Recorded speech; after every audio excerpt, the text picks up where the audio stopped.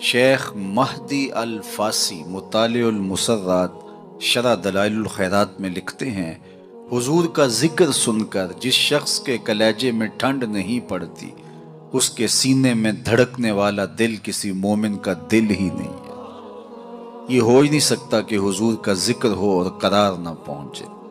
لوگ پوچھتے ہیں کہاں لکھا ہے؟ لکھنے والوں کی کمی نہیں ہے اور علماء نے دلائل کے انبار لگا دیے، لیکن میں کہا کرتا ہوں کیا ذکر رسول کے لیے بھی کسی دلیل کی ضرورت ہے؟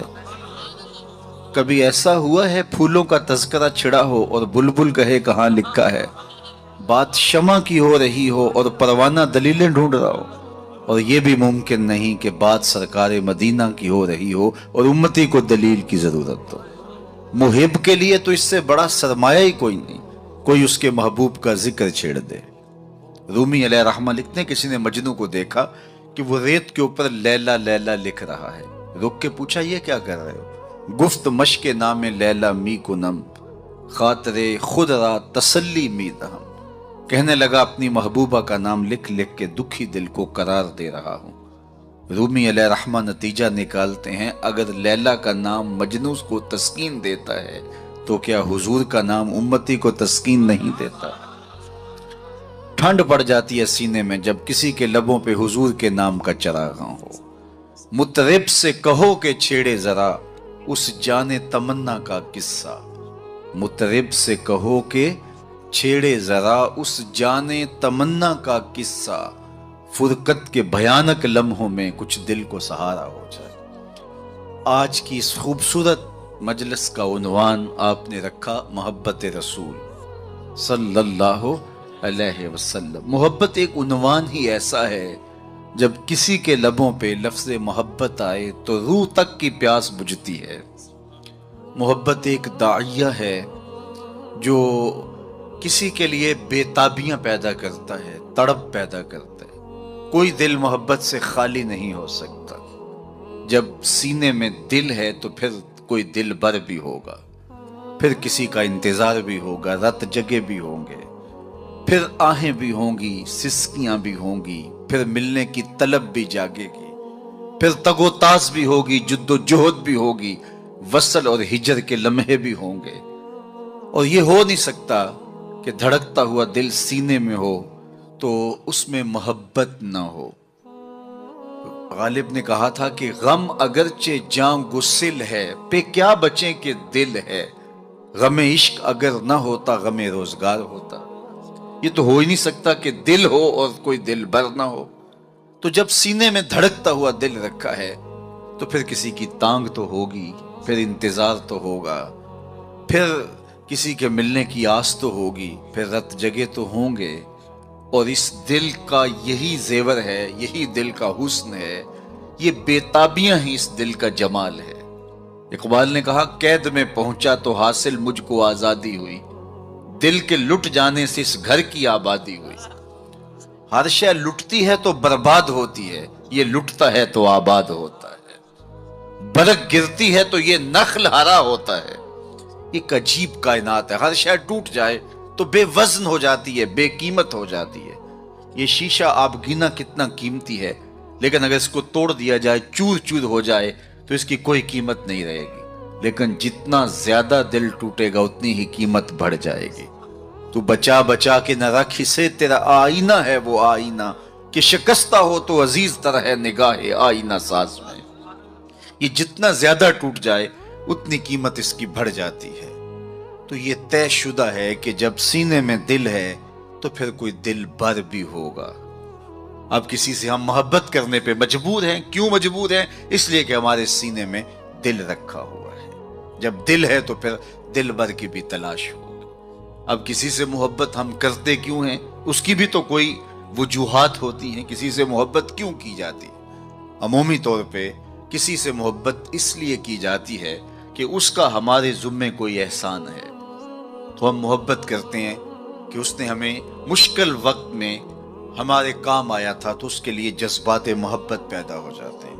اگر کسی سے محبت اس لیے کی جاتی ہے کہ اس کا کوئی احسان ہے ہمارے ذمے، تو پھر آؤ حضور سے محبت کریں۔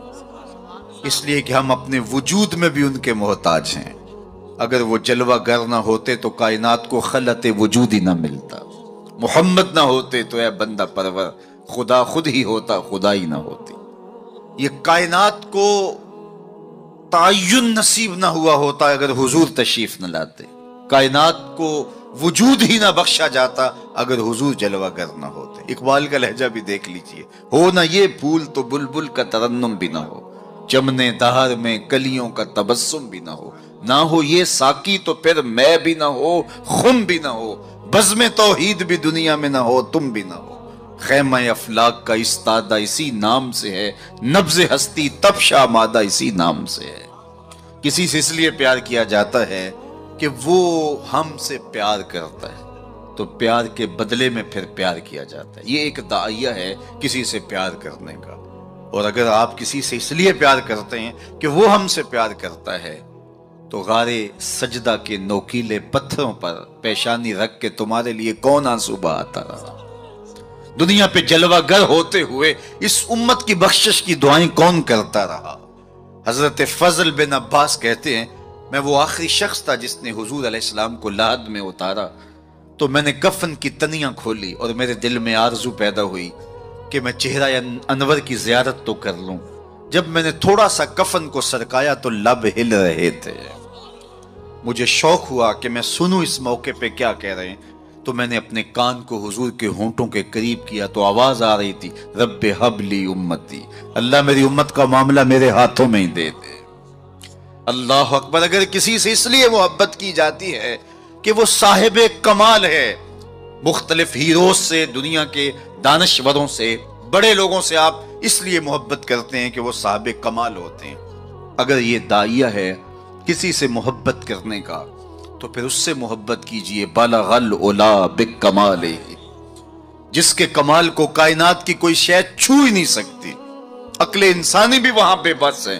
میرے امام بولے، خرد سے کہہ دو کہ سر جھکا لے، خرد سے کہہ دو کہ سر جھکا لے، گماں سے گزرے گزرنے والے، یا خود پڑے ہیں جہت کو لالے، کوئی کیا بتائے کدھر گئے تھے، سراغ عین و متا کہاں تھا، نشان کیف و الا کہاں تھا، نہ کوئی ساتھی نہ کوئی راہی، نہ سنگ منزل نہ مرحلے تھے، کمان امکان کے جھوٹے نکتوں تم اول آخر کے پھیر میں ہو، محیط کی چال سے پوچھو کدھر سے آئے کدھر گئے تھے، کوئی حد ہے ان کے عروج کی، بلغ العلا بکمال۔ اگر کسی سے اس لیے پیار کیا جاتا ہے کہ وہ صاحب کمال ہے، تو میرے محبوب کے کمال عظمتوں کو دیکھو، یہاں تو جبریل بھی ہاتھ باندھ کے کھڑا ہے اور حضور اوپر جا رہے ہیں۔ حضرت ابو الحسن رفاعی کہتے ہیں، میں نے ایک دن روحانی طور پہ پرواز کی، عالی مرتبت علماء سے پوچھئے، روح پرواز کر سکتی ہے، میری روح زنگ آلود ہو تو میں پاک لوگوں کی روح پر اپنی روح کو قیاس نہ کروں اور اس حقیقت کا انکار نہ کر دوں۔ روحیں آپ دیکھتے ہیں خواب میں کہاں سے کہاں پہنچ جاتی ہیں، تو روحوں کی پرواز ممکن ہے۔ تو وہ کہتے ہیں کہ میں 7 لاکھ عرش عبور کر گیا، میری روح نے اتنی پرواز کی۔ آواز آئی کہ کہاں جا رہے ہو؟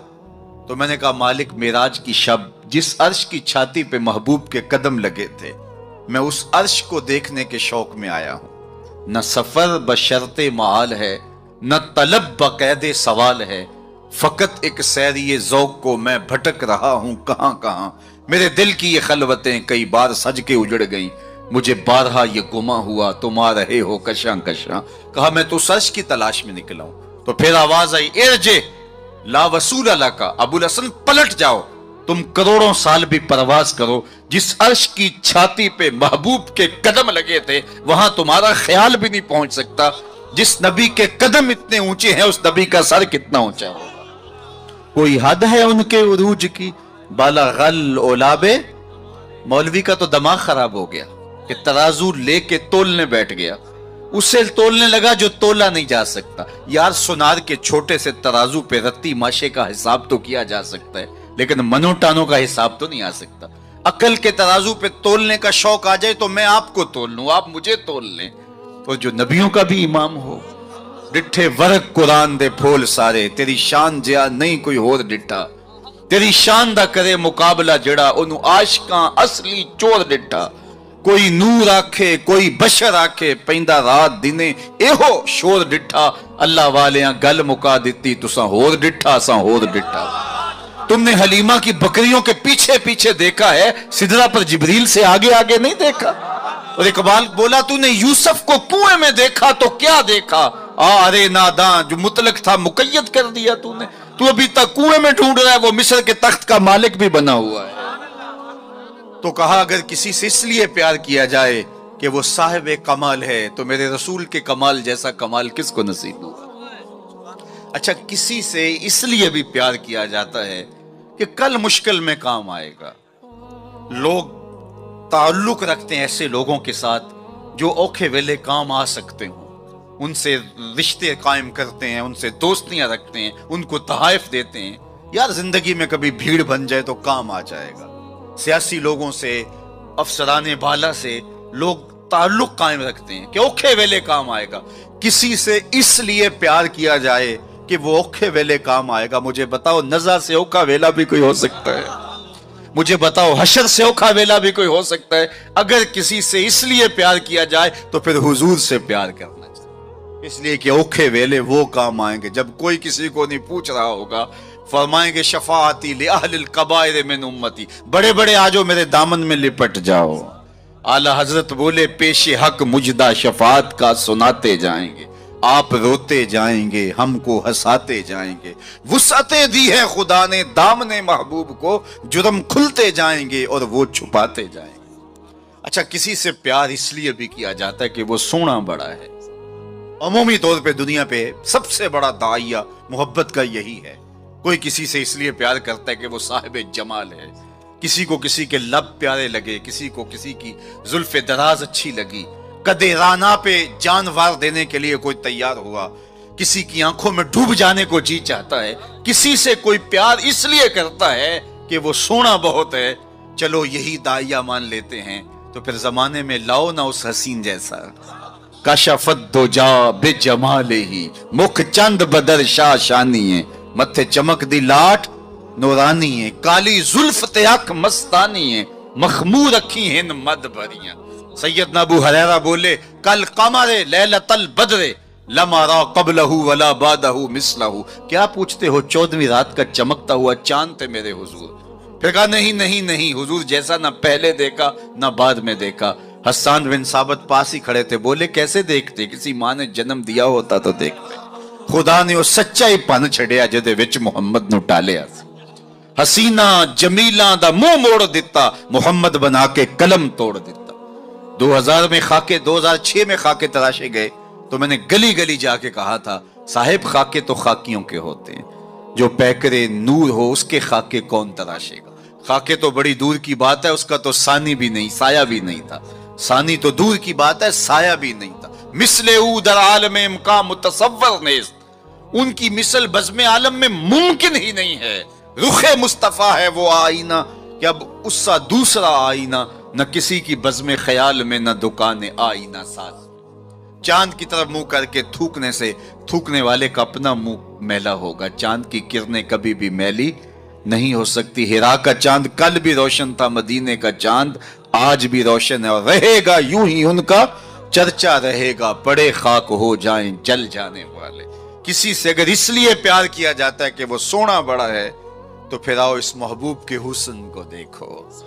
سیدنا جابر بن سامورہ رضی اللہ تعالیٰ عنہ فرماتے ہیں چاندنی رات تھی اور حضور لال دھاری دار یمنی چادر اوڑے استراحت فرما رہے تھے میں کبھی چاند کو دیکھوں کبھی حضور کے چہرے کو دیکھوں فائزہ ہو احسن عندی من القمر پھر میں نے فیصلہ کیا چاند نہیں میرے حضور ہی سونے ہیں اللہ اکبر کیسا جمال دیا کیسا حسن دیا دیکھنے والے کہا کرتے ہیں اللہ اللہ یاد آتا ہے خدا دیکھ کے صورت تیری امام زرقانی نے اتنا خوبصورت واقعہ لکھا حضور کے جمال کا کہ روحوں تک جو ہے وہ قرار پہنچتا ہے فرماتے ہیں کہ ایک دن حضور سیر کرنے کے لیے باہر تشریف لے گئے ایک قافلے نے وہاں پڑاؤ کیا ہوا تھا اور ان کے اونٹ چل رہے تھے تو حضور کو ایک سرخ رنگ کا اونٹ پسند آ گیا علماء سے پوچھئے کہ عرب میں سرخ رنگ کے اونٹ کی اہمیت کیا ہے جس طرح آپ کے ہاں اچھے ماڈلز کی گاڑیاں ہوتی ہیں اور آپ کہتے ہیں کہ نہیں فلاں گاڑی تو فلاں گاڑی ہے تو ان کے زمانے میں سرخ رنگ کا اونٹ تو ایک نشان تھا عزت کا. تو سرخ رنگ کا ایک اونٹ حضور کو آیا پسند. تو قافلے والوں سے پوچھا بیچتے ہو؟ انہوں نے بیچنا تھا یا نہیں؟ حضور نے پوچھا تو کہا جی بیچتے ہیں. میرے شیخ کہتے ہیں میں دل ویچا میں جگر ویچا جے پیارا محمد آ جاوے. نہیں میں اپنا سارا گھر ویچا جے پیارا محمد آ جاوے. انہوں نے کہا جی بیچتے ہیں. کتنے کا؟ اتنے کا سودا طے ہو گیا. کہا میں تاجرانہ غرض سے تو آیا نہیں تھا کہ قیمت ساتھ لے کے آتا. میں تو آیا تھا سیر کے لیے. اچانک تمہارا اونٹ پسند آ گیا. اگر تم میرے پہ اعتبار کرو تو اونٹ دے دو اور میں اپنے شہر جا کے اس کی قیمت بیچ دیتا ہوں. انہوں نے کہا کوئی اعتراض نہیں. حضور نے اونٹ پکڑا چل دیے. جب تک حضور جاتے دکھائی دیتے رہے وہ دیکھتے رہے. اور جب حضور نظروں سے اوجھل ہو گئے تو دلوں پہ ہاتھ رکھ کے کھڑے ہو گئے. پھر تھوڑی دیر کے بعد سکتے سے باہر آئے اور ایک دوسرے سے پوچھنے لگے کہ یار تم جانتے ہو اسے؟ جب کسی کو نقد سودا دیا جائے تو عطا پتہ نہیں پوچھا جاتا, اور جب ادھار دیا جائے یا تو آپ اسے جانتے ہوتے ہیں یا پھر درمیان میں کوئی ضامن ہوتا ہے یا وہ چیز کوئی گروی رکھتا ہے. کہا ایک شخص آیا اونٹ لے گیا, تم میں سے اسے جانتا بھی کوئی نہیں ہے. یار کسی نے پتہ پوچھ لیا ہوتا.